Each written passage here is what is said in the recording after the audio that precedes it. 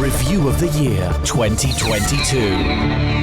Hello, I'm Kate Chabot with our final Sitrep of the year. As we look back on the last 12 months, I'm going to be testing some of the finest defence minds to see what they remember from a very busy 2022. The plan that we're seeing could be the biggest war in Europe since 1945. Look, saying this is where civilians are, where they're trying to get out safety and they're bombing it, so it's going out of order. I even don't know what the day of today is. I only know that it is a 7th day of war. From now, the army will have a singular focus to mobilise and thereby prevent war in Europe. I'm honoured to take my place as Prime Minister in this House. We are all devastated by the news that we have just heard from Balmoral. I shall strive to follow the inspiring example I have been set. Well, I've got the questions, but who is supplying the answers? James Wharton spent 10 years serving in the Household Cavalry and joined the BFBS news team 3 years ago. Hi, James. I'm guessing it's a slightly quieter life now. Oh, yeah, it definitely is, Kate. But I don't know, there's some mornings in the newsroom when I find myself running around and it feels very similar to running around looking for my sword just as I'm supposed to be getting on a horse or something. So not too dissimilar. Well, welcome to Sitrep. Richard White is also a member of the BFBS news team.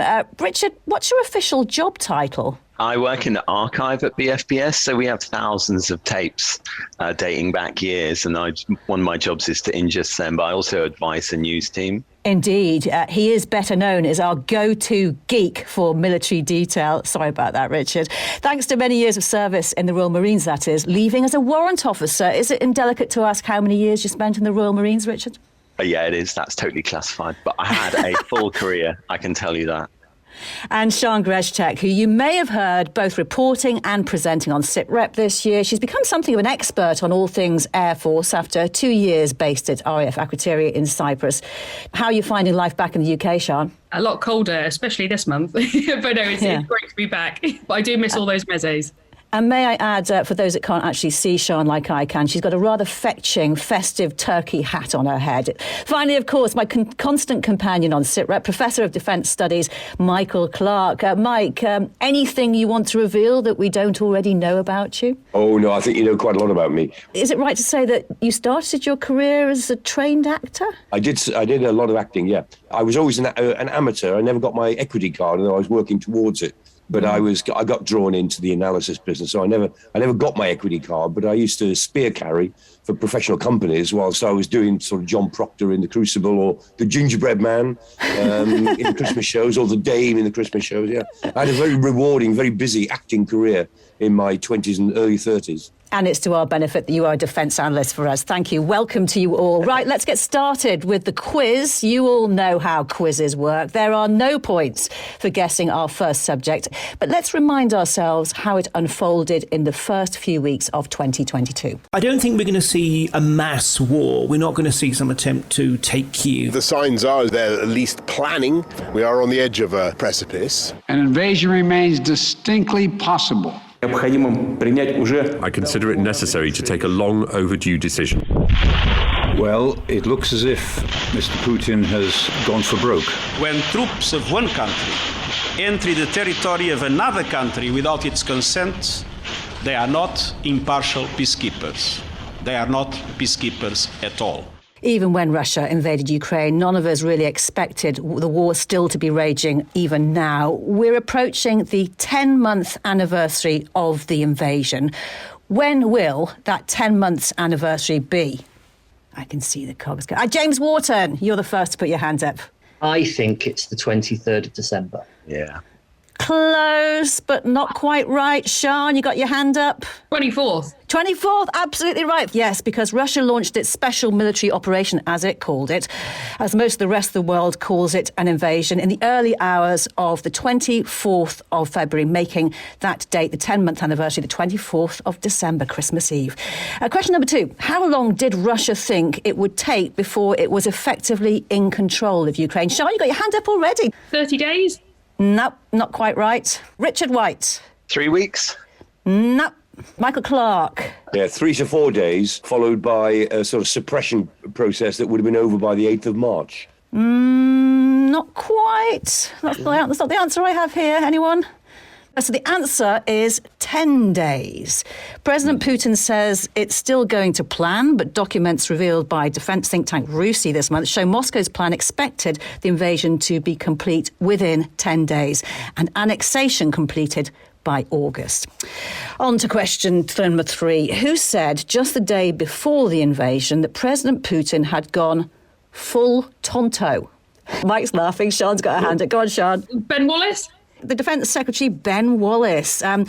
Can anyone tell me how this came about? It was in a press conference, wasn't it? Well, it was an unguarded comment made to soldiers at Horse Guards, although he was sat next to the Home Secretary at the time and the TV camera was right in front of him. Let's do some numbers to give you an idea of the scale of the conflict. On to question 4 now. How many artillery rounds does NATO estimate Ukraine is using every day?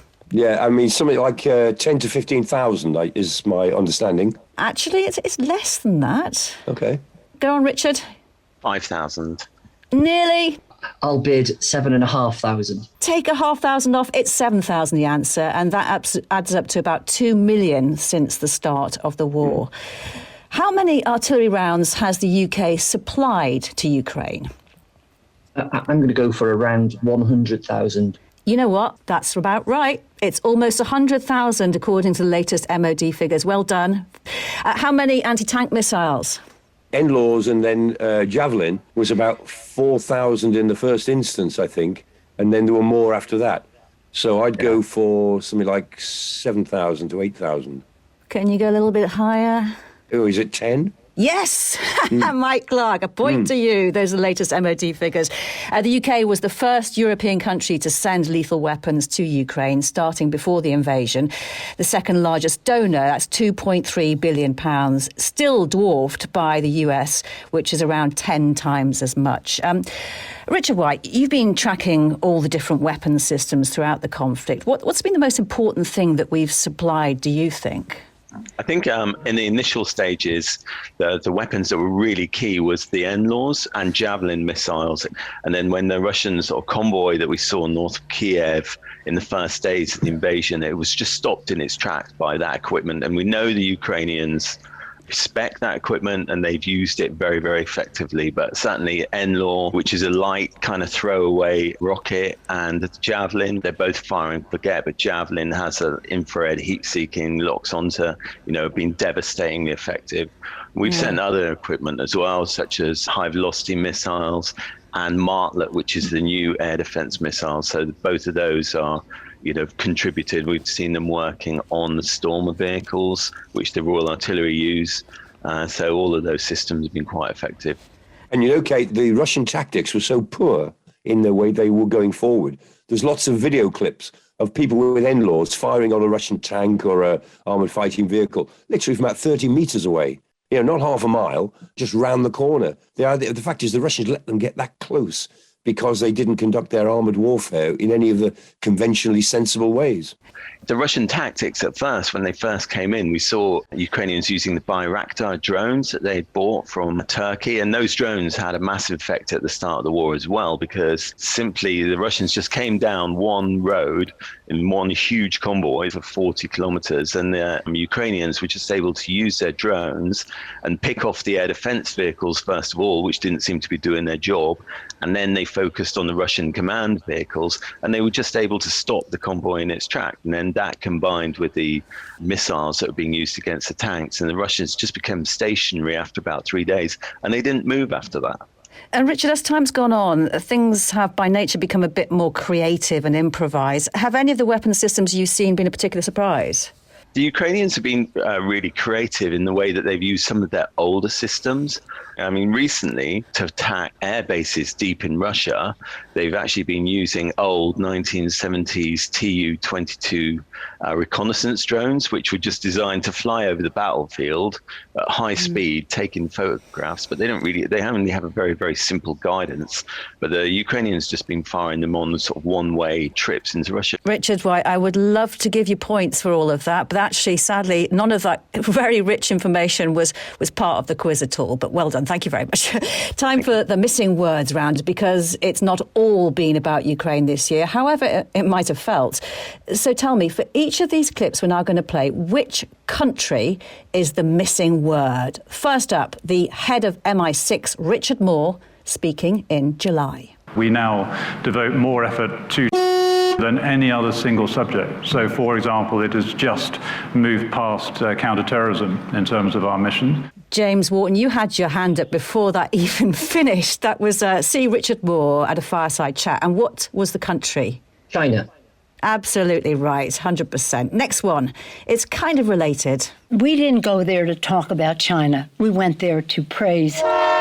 We went there to show our friendship, to say China cannot isolate. Richard White, you had your hand up first. Go Taiwan. on. Absolutely.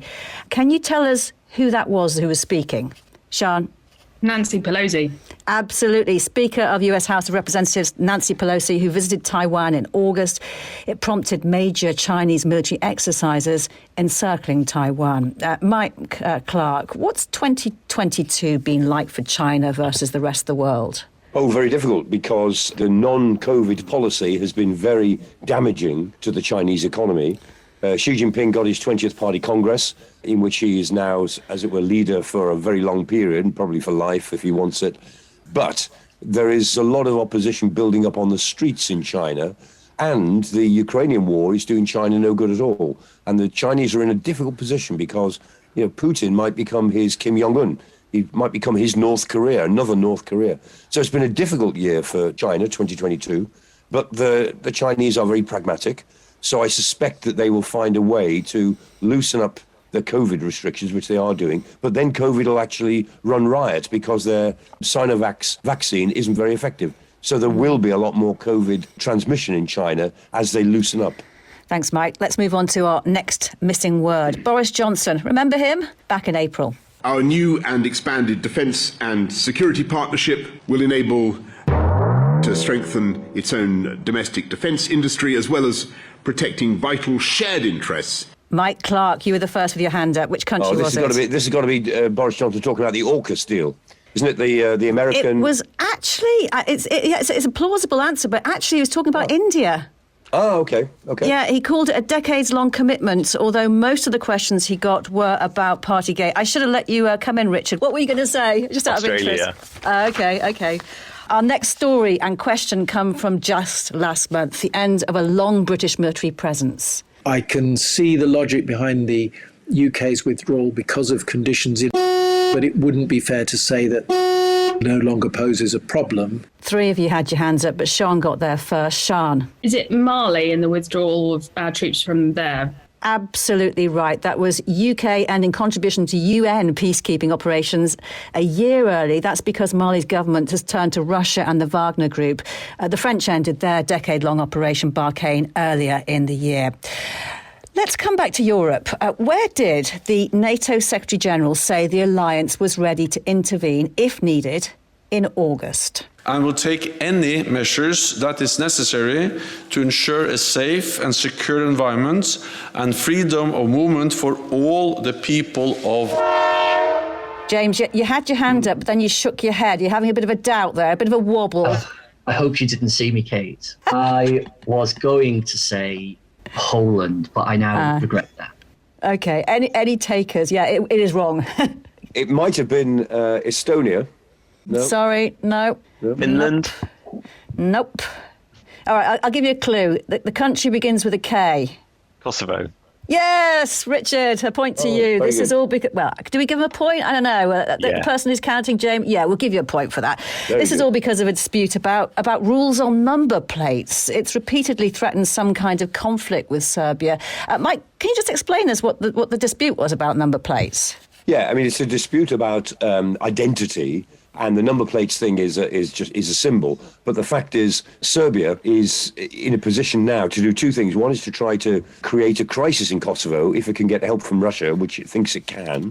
And secondly, Bosnia is under real threat of Serbia trying to carve out another Republika Srpska, as we had in the 1990s, where it tries to carve out of Bosnia a Serbian ethnic area in the sort of northeast of the country. And after 30 years, it looks as if, the danger is that we're back to square one. And although Russia is in terrible straits over Ukraine, the fact that the Russians are now looking to, as it were, meddle anywhere they can just to take a bit of the pressure off, gives the Serbians a sense of this might be the moment. Let's move on to the next missing country. Actually, I should say the next missing countries, because there are two different missing countries here. Certainly when they train with their nuclear forces, they are moving them around quite a bit. So I think that this is a signal sent during this week when and have put in their applications for NATO membership. Sian, you got there first. What's the answer? Finland and Sweden. Absolutely right. Mike, could you have imagined this time 12 months ago that Finland and Sweden would be on the verge of NATO membership? No, absolutely not. I mean, Sweden has been neutral since 1812, and Finland has been neutral since 1945. And this is, in terms of military importance, this is the most significant enlargement of NATO since German rearmament in 1955. And Putin claims, it doesn't matter, I really don't care. That's not true. I mean, I think he's chewing the carpet over this, because this gives Russia, any Russian leader for the next 100 years, a much bigger security problem to worry about if they worry about territory. And it's astonishing that Finland and Sweden should want to join NATO. There was a joke at the time of it, there was a joke going around in Russia, which was that Putin was having a meeting with his advisors and they were discussing the possibility of this turning into a nuclear war. And he said, well, that doesn't matter because all Russians go to heaven. But heaven overheard and applied to join NATO. Mike, thanks for that. And thanks for putting that visual image in my head of President Putin chewing the carpet. That will stay with me for some time. Sitrep Review of the Year 2022. Right, time for a round of questions from home. Let's focus in on British forces in 2022. The new head of the Army, General Sir Patrick Sanders, started the job by announcing a new singular focus to improve readiness to meet today's threat and prevent war in Europe. It even got an operation name. What was the name of that operation? Mobilise. Absolutely. It was announced at the end of June. He said it would mean ruthless prioritisation, picking up the pace of combined arms training and majoring on urban combat, all very much about Russia. Let's do some more numbers now. The Royal Navy has been leading NATO's response force. It's just handed that role over to Turkey. In hours, how much time have Royal Navy warships spent on NATO operations this year? James has got his head in his hands almost there. Richard White. I was going to say 10,000, but it can't be that. 10,000 maybe. Could you just be a little bit more confident there, Richard? 10,000. Absolutely right. That includes exercises such as Dynamic Mongoose and operations such as Sea Guardian in the Mediterranean. HMS Prince of Wales did serve as NATO's command ship for some of the year, but where is she now and why? Michael Clark, you and first. She's in, I guess it must be Portsmouth, because she's there for repairs. Is it not Portsmouth? Has she gone to Rosyth, something like that? Yes, Rosyth, you got it there, you got it there. It's for repairs. I mean, it's the classic thing that the propulsion system was vibrating, and this happens a lot on modern ships. It sets up a sort of a death rattle in the engine room, and it happens. But they'll get it sorted out. It's slightly embarrassing, but, these things pass.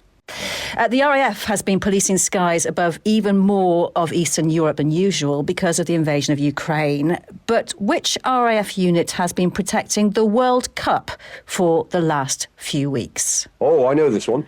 Go on, Mike. I think, is it 12 Squadron? Absolutely which is the British Qatari Joint Typhoon Squadron. Absolutely right. And as it was reported in Private Eye, with some annoyance amongst other RAF crew, 12 Squadron in their base have heated toilet seats.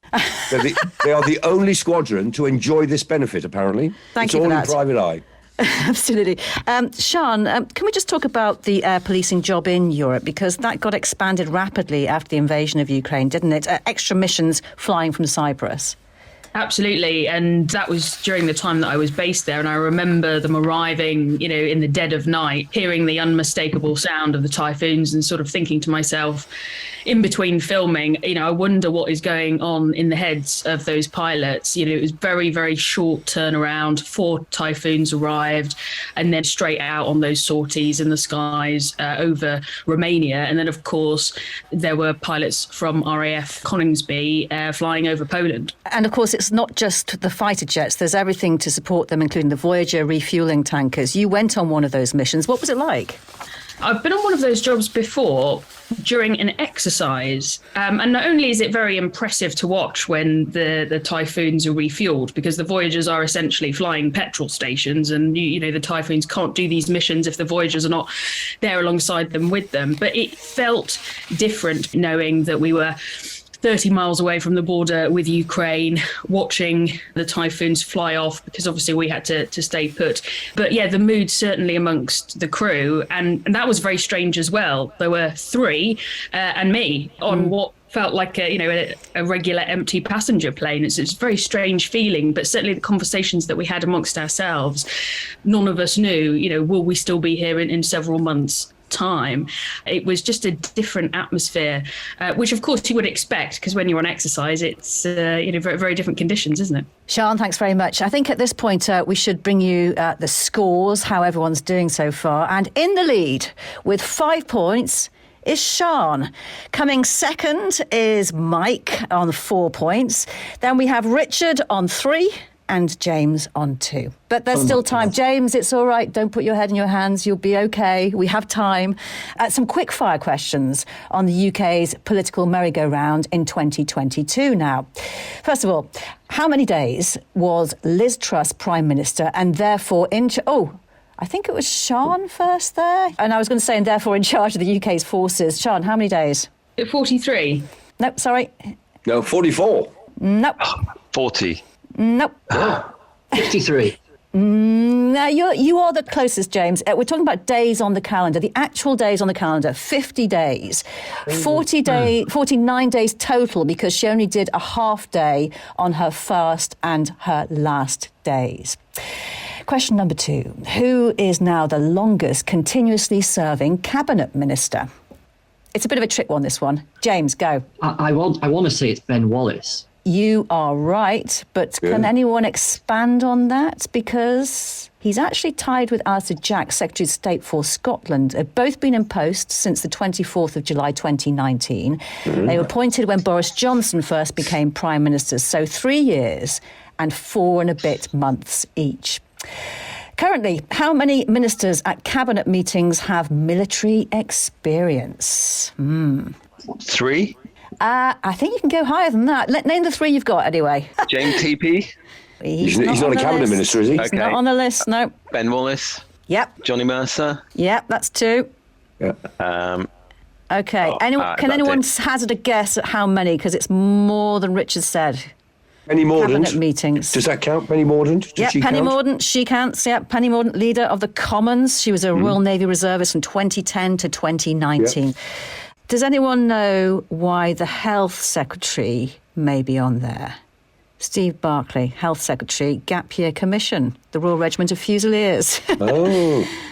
James Cleverly, Foreign Secretary, Royal Artillery Reservist since 1991. Oh. OK, so the final answer is there are 9. Tom Tugendhat, of course. Andrew Mitchell, Development and Africa Minister. He had a short service commission in the Royal Tank Regiment.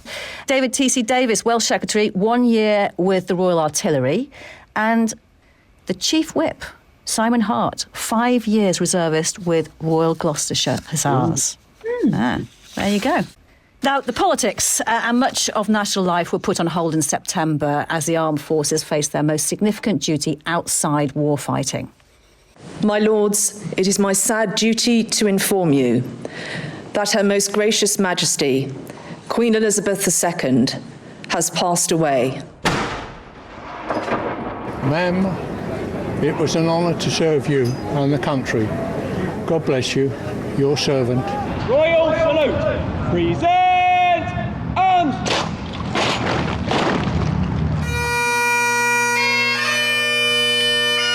With the eyes of the world on them, 142 Royal Navy sailors pulled the gun carriage carrying the Queen's coffin to Westminster Abbey. Just a privilege and also the honour to be able to take her on her final journey. God save the King! As the Queen herself did with such unswerving devotion, I too now solemnly pledge myself, throughout the remaining time God grants me, to uphold the constitutional principles at the heart of our nation. King Charles III, now Commander-in-Chief of the UK's Armed Forces. Sharpen up your thinking on the King's military connections. I'll have some questions for you on that in a moment. But let's just reflect on the contribution of the Armed Forces in that national mourning for Her Majesty Queen Elizabeth II. 5,949 servicemen and women were deployed on ceremonial duties from Her Majesty's death until her funeral. They included Grenadier Guards who bore the Queen's coffin into Westminster Abbey. James Wharton, you were involved in many royal ceremonial duties as a soldier in the Blues and Royals. What was it like for you to watch this? Well, I mean, I can't think of any other year in living memory where military ceremonial events and organisation have been so significant. Watching with everybody else, I wouldn't say I felt like I was missing out on a big event. I think it's too long since I left, but I certainly recognised that the personnel from across the three armed forces involved would be experiencing this most incredible occasion, solemn occasion, that will always stick with them for the rest of their lives. And I often imagine, imaginary grandchildren. The biggest event that I ever took part in when I was in the armed forces was the wedding of Prince William to the now Princess of Wales. And I still think that, when I'm in my 60s and 70s, I'll be talking to family members I don't have about, how proud I am of that. And I think it will be the same for those who were involved in this. And do you have any personal memories yourself of Her Majesty the Queen? Yeah, absolutely. I mean, I think the first occasion I was in uniform and in the presence of the Queen, I was 17, and I was stood on the staircase of the Palace of Westminster for the state opening of Parliament.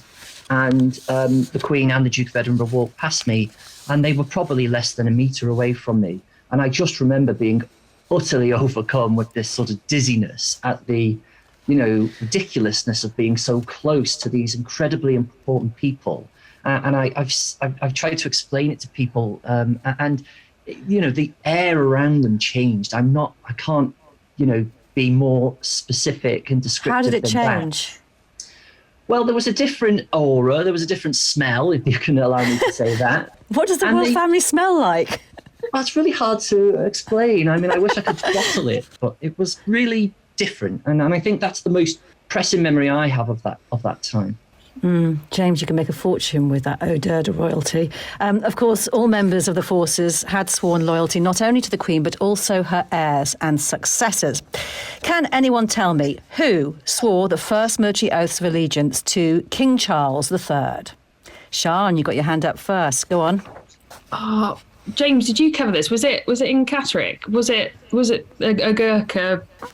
I don't think that's the answer, but I know what you mean. Yeah. Sorry, that's nice try, Sian, but no. Anyone? I think it's his heir, the Prince of Wales, Prince William. Nah. It was recruits at the Army Training Regiment in Winchester, 130 of them on the 11th of September. That was 3 days after Charles became king. Charles, of course, had a military career in his 20s. How long was he a serving member of the armed forces? Go on, James. I think it's 3 years. No, you have to improve on that a little bit higher. Mike, you look like you were going to say something. I think he was in it for 4 years. So close. Helicopter pilot. Was it 4.5, something like that? Or 5? Go on, Richard. 5 years. 5 is the correct answer. He got his RAF wings in August 1971. He then joined the Royal Navy, including a stint as a helicopter pilot in 845 Naval Air Squadron.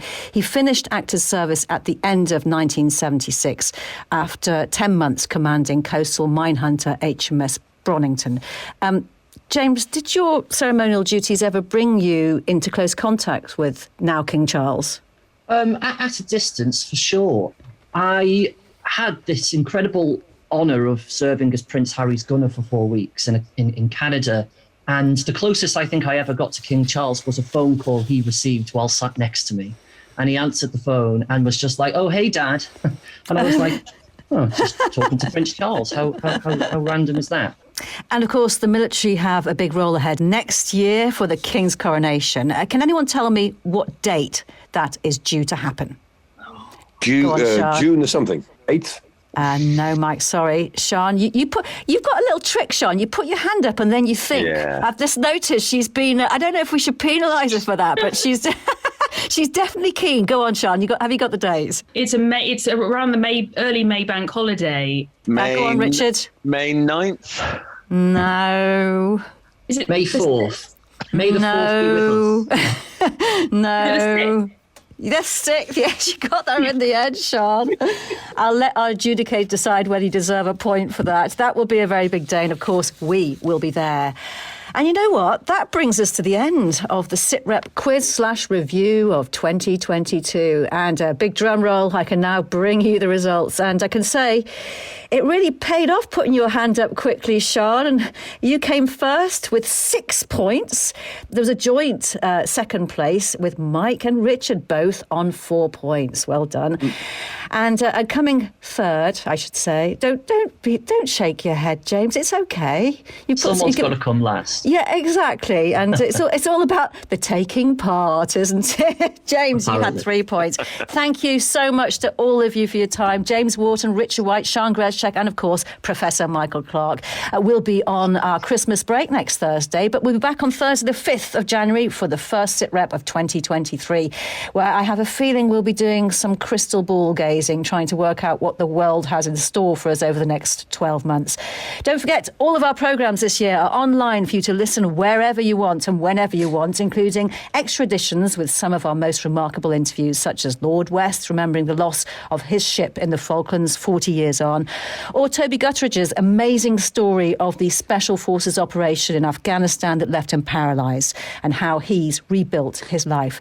You can find it all at bfbs.com/sitrep or wherever you download your podcasts. But for now, though, from me, Kate Chabot, thank you so much for listening. Merry Christmas and a Happy New Year.